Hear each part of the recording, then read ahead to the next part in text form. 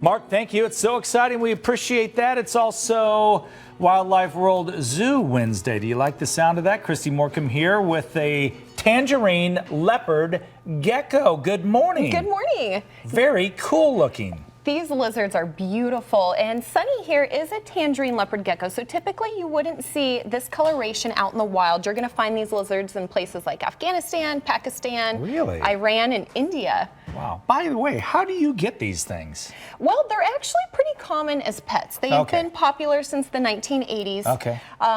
Typically, when you see these guys in the wild, this is more of a natural coloration. Okay. Right here, we have Lily, and she's also your typical leopard gecko size. Suni here's a little bit larger, and the first thing people notice when they look at these leopard geckos is how similar their tail looks to their head.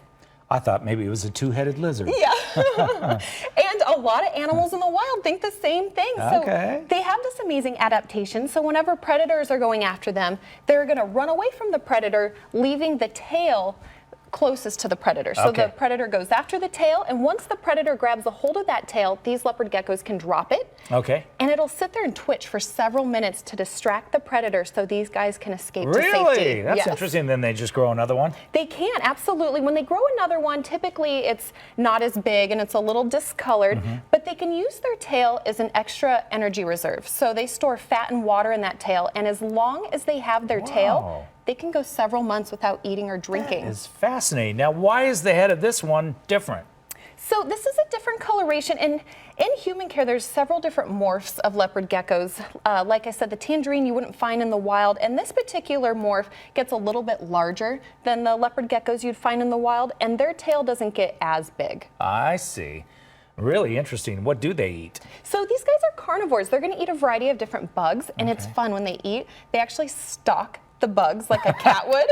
So it kind of goes with the name leopard gecko. I stalk see. It like a leopard. And is that its ears right there on the, is that on the side, that hole? It is, and it's really funny because if you look in their ears, it's very translucent, and sometimes in the right lighting and at the right angle, you can see right through their head. Yeah, I've been accused of that happening to me before. All right, well, Christy, thank you so much. It's a great time to go to Wildlife World Zoo and see all the animals down there. Any idea what you're going to bring in next week? Something really fascinating. Of course, they all are. Thank you so much. Thank you. And go Diamondbacks, right? Yes, absolutely. All right. Gina?